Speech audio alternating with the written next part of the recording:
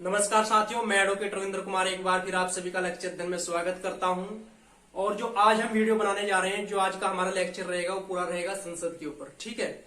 और इस पे जो हम संसद के अभिन्न अंग हैं, जैसे राष्ट्रपति हो गया, लोकसभा हो गया और राज्यसभा हो गया, उसके बारे में थोड़ा सा ब्रीफ में पढ़ेंगे। इनके बारे में सामान्य जानकारी आज हम लेंगे। और जो आज की लेक्चर जो रहेगा खाली हमारे संसद का जो भारतीय संविधान में प्रावधान है उसके ऊपर रहेगा कि भारतीय संविधान के किस भाग में है, किस अनुच्छेद में है। और जो संसद है, संसद के जो अभिन्न अंग है जैसे लोकसभा, राज्यसभा और राष्ट्रपति। ठीक है।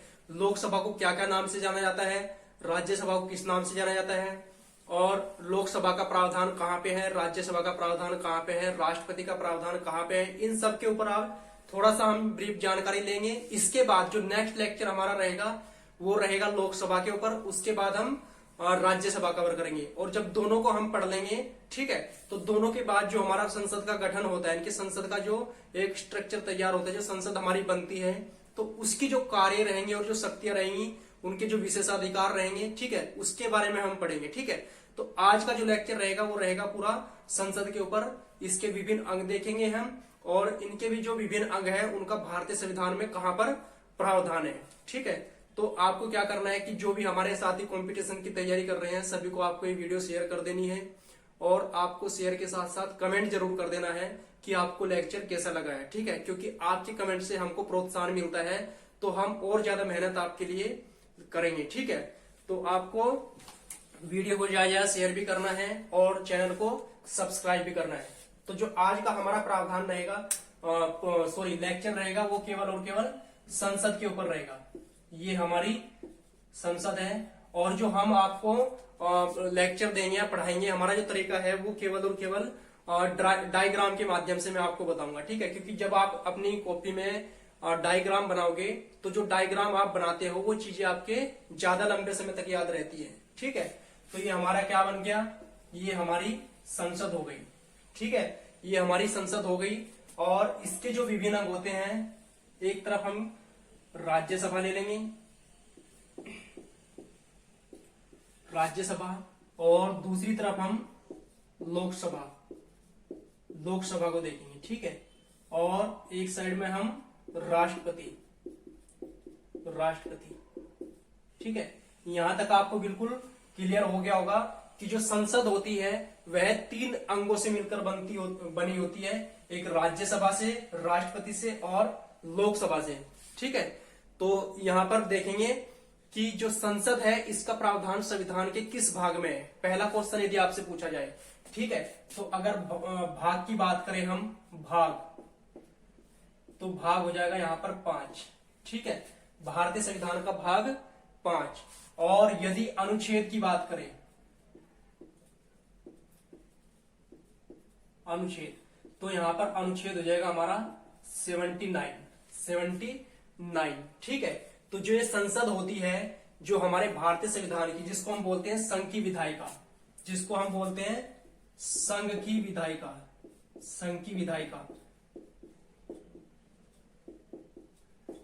विधायिका।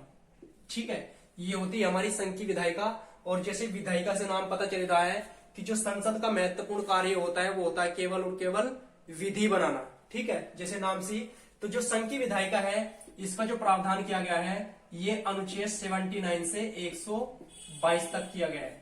ठीक है। तो जो हम संसद पढ़ेंगे ये 79 से लेकर 122 आर्टिकल हम देखेंगे। इस बीच में लोकसभा भी आएगी और राज्यसभा भी आएंगे, संसद के विशेषाधिकार आएंगे, संसद के सदस्यों की योग्यता आएंगी, संसद के जो पदाधिकारी हैं जैसे अध्यक्ष हो गया, उपाध्यक्ष हो गया, उन सभी को देखेंगे। तो उनका जो प्रोविजन है भारतीय संविधान के आर्टिकल में, उन सभी को एक एक करके हम देखते जाएंगे। ठीक है। तो आज हम जिक्र करेंगे खाली और केवल संसद के ऊपर। ठीक है। तो आपके 2 क्वेश्चन यहां से बिल्कुल तैयार हो गए। अगर संसद का पूछे आपसे कि किस भाग में है, तो भाग बताना है आपको 5। और अगर अनुच्छेद पूछे तो अनुच्छेद बताना है आपको 79। ठीक है। अब बात करते हैं राज्यसभा की। राज्यसभा का जो प्रोविजन है वो है अनुच्छेद 80 में। ठीक है। और अगर राष्ट्रपति की बात करें तो राष्ट्रपति की जो प्रावधान है अनुच्छेद 52। ठीक है जी। यहां तक आपको क्लियर हो गया। लोकसभा की बात करें तो इसका जाएगा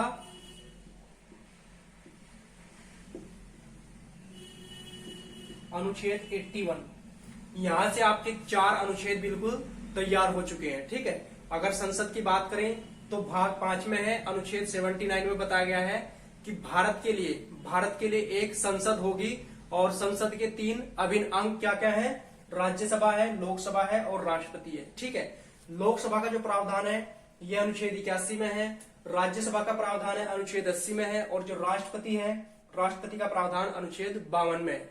तीनों से मिलकर यानी कि लोकसभा, राज्यसभा और राष्ट्रपति तीनों से मिलकर किसका निर्माण होता है, हमारी संसद का।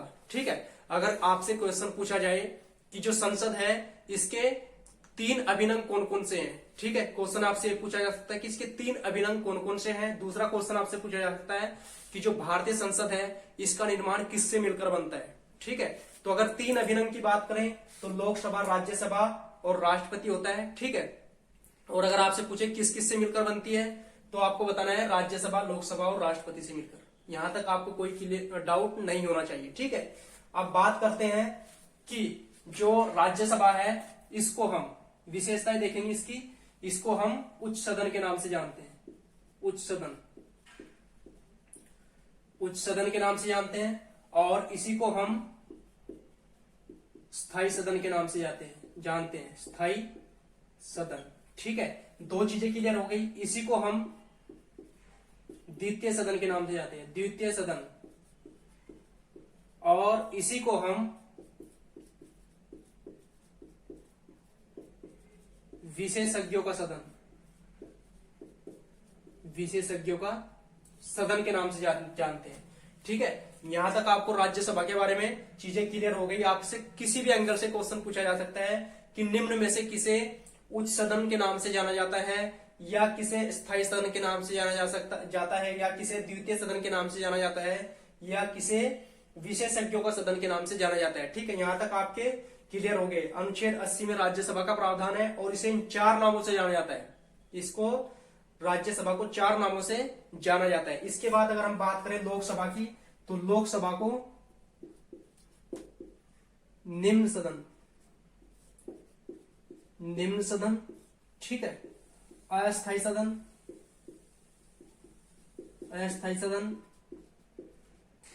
क्योंकि जो लोकसभा होती है इसका कार्यकाल 5 वर्ष होता है, किंतु 5 वर्ष से पहले भी राष्ट्रपति लोकसभा को विघटित कर सकता है। ठीक है, तो यहां पर क्या हो गया, अस्थायी सदन हो गया। और एक इसी को बोलते हैं लोकप्रिय सदन। मैं आपको क्लियर करूंगा अभी, इसको विशेषज्ञों का सदन क्यों बोला जाता है और इसको लोकप्रिय सदन क्यों बोला जाता है, और इसको प्रथम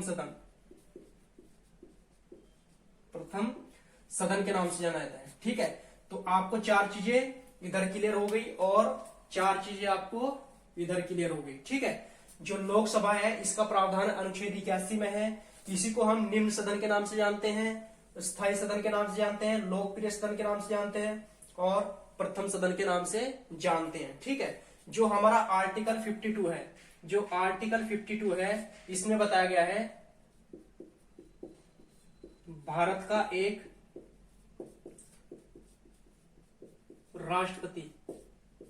राष्ट्रपति होगा।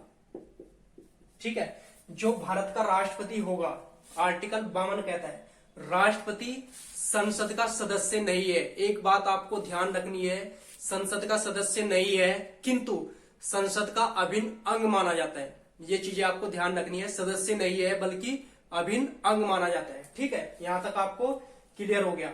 अब इसको विशेषज्ञों का सदन इसलिए बोला जाता है क्योंकि राष्ट्रपति को यहाँ पर कला, साहित्य, विज्ञान और समाज सेवा के आधार पर 12 सदस्य नॉमिनेट करने का अधिकार होता है। 12 सदस्य नॉमिनेट करने का अधिकार होता है किसमें, अनुच्छेद 80 के 1 में, आर्टिकल 80 क्लोज 1 में, आर्टिकल 80 क्लोज 1 में राष्ट्रपति 12 सदस्यों को नॉमिनेट करता है राज्यसभा में कला, साहित्य, विज्ञान और समाज सेवा के आधार पर। ठीक है, तो इसमें विशेषज्ञ आते हैं। ठीक है, और इसीलिए इसको विशेषज्ञों का सदन भी कहा जाता है। और इसको लोकप्रिय सदन इसलिए कहा जाता है क्योंकि यहाँ पर जनता द्वारा लोग चुनकर भेजे जाते हैं। जो यहाँ पर प्रतिनिधि आएंगे या जो भी सदस्य आएंगे लोकसभा के, उनको डायरेक्ट चुना जाता है हम लोगों द्वारा, भारत की जनता द्वारा। जो वयस्क मताधिकार यानी कि जिनकी आयु 18 वर्ष हो गई है, उनको मत देने का अधिकार मिलता है, और उसका प्रयोग करके वह सदस्यों को चुनते हैं पार्लियामेंट के। और इसीलिए यानी कि जो भी उसको प्रिय होगा उसी को अपना मत डालता है। इसीलिए यहाँ पर जो भी लोग चुनकर आते हैं वह लोगों के क्या होते हैं, प्रिय होते हैं। इसीलिए इस सदन को लोकप्रिय सदन भी कहा जाता है। ठीक है, और इसको स्थायी सदन इसलिए कहा जाता है क्योंकि इसका कार्यकाल 5 वर्ष होता है, किंतु राष्ट्रपति 5 वर्ष से पहले भी इसको क्या है, भंग कर सकता है, इसको भंग कर सकता है। और यहाँ पर इसको स्थायी सदन इसलिए कहा जाता है क्योंकि राज्यसभा कभी भी भंग नहीं होती है, बल्कि इसमें प्रत्येक 2 वर्ष में 1/3 सदस्य पद मुक्त हो जाते हैं। ठीक है, यहां तक आपको क्लियर हो गया होगा। अब बात करते हैं राष्ट्रपति की, क्योंकि हमको पता चल गया कि राज्यसभा क्या रोल है, इसको किस नाम से जाना जाता है, लोकसभा क्या रोल है, इसको किस नाम से जाना जाता है। और तीनों का ही महत्वपूर्ण रोल है संसद में, तीनों का ही महत्वपूर्ण रोल है संसद में। क्योंकि अगर कोई भी बिल पहले लोकसभा से पारित होता है तो उसको राज्यसभा के पास जाना होता है, और यदि पहले राज्यसभा से पारित होता है तो उसको लोकसभा के पास जाना होता है। और दोनों के पास से पारित होने के बाद उस पे जो राष्ट्रपति के साइन होते हैं वो सबसे महत्वपूर्ण होते हैं, क्योंकि राष्ट्रपति के साइन के बाद ही ऐसा बिल क्या बन जाता है, एक्ट बन जाता है, अधिनियम बन जाता है। ठीक है, तो यहाँ पर सबसे महत्वपूर्ण रोल किसका, तीनों का अपना अपना महत्व है, तीनों का ही अपना अपना महत्व होता है। अब बात करते हैं राष्ट्रपति की। राष्ट्रपति को एक बात आपको ध्यान रखनी है कि जो राष्ट्रपति होता है उसको संसद का सदस्य नहीं बल्कि अंग माना गया है। अगर आपसे क्वेश्चन पूछा जाए क्या राष्ट्रपति संसद का सदस्य है, तो आपको बताना है कि राष्ट्रपति संसद का सदस्य नहीं है बल्कि क्या, अंग माना गया है, अंग है, सदस्य नहीं है। क्योंकि हमने जब संघ की कार्यपालिका पढ़ी है तो उसमें हमने बताया आपको कि राष्ट्रपति की योग्यताएं में है कि भारत का नागरिक हो, ठीक है, 35 वर्ष की आयु पूरी कर चुका हो, लोकसभा का सदस्य बनने की योग्यता रखता हो, और तीसरी जो बात थी, चौथी बात थी, लाभ के पद पर। ठीक है, लाभ के पद पर ना हो। यदि वह किसी सदस्य का, किसी सदन का सदस्य है तो उसके पद से उसको पहले त्यागना होगा, अपने पद को उसको पहले त्यागना होगा, उसके बाद राष्ट्रपति पद के लिए उम्मीदवार बन सकता है। ठीक है, तो जो भी उसके पास पद है उसको पहले उसको त्यागना होगा। इसीलिए इसको किसी भी सदन का सदस्य नहीं माना गया है बल्कि इसको संसद का अंग माना गया है। ठीक है, अब राष्ट्रपति का रोल अगर देखें तो जिस प्रकार यदि लोकसभा या राज्यसभा यानी कि हमारी लोकसभा या राज्यसभा सदन में नहीं है, ठीक है, सदन में नहीं है और कानून बनाना बहुत ही जरूरी है, तो राष्ट्रपति खुद से ही क्या कर सकता है, अनुच्छेद आर्टिकल 123 के अनुसार अध्यादेश की शक्ति, अध्यादेश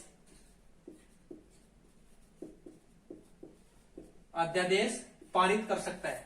ठीक है, क्योंकि यहां पर क्या है, यदि लोकसभा या राज्यसभा कोई भी सदन में नहीं है, ठीक है, और ऐसी स्थिति में कोई कानून बनाना बहुत ही जरूरी है, तो ऐसी स्थिति में राष्ट्रपति को पावर है अनुच्छेद 123 के अनुसार कि अध्यादेश पारित कर सकता है। अध्यादेश का वही मतलब होता है जो लोकसभा और राज्यसभा में कानून पारित होता है, ठीक है, उसका वही महत्व होता है। किंतु यह जो अध्यादेश होता है यह 6 महीने के लिए बनाया जाता है, 6 महीने के लिए बनाया जाता है। और जब दोनों ही सत्र क्या है, सत्र में आते हैं, दोनों सदन सत्र में आते हैं, तो इसको 6 सप्ताह में इसको पारित करना होता है, इसको 6 सप्ताह में पारित करना होता है। इसीलिए जो 6 महीने के भी बनाया जाता है, तो इसके साथ साथ 6 महीने के साथ साथ इसको 6 सप्ताह का टाइम और दिया जाता है। तो इसीलिए बोला जाता है कि जो अध्यादेश है इसका जो टाइम होता है वो होता है 6 माह 6 सप्ताह,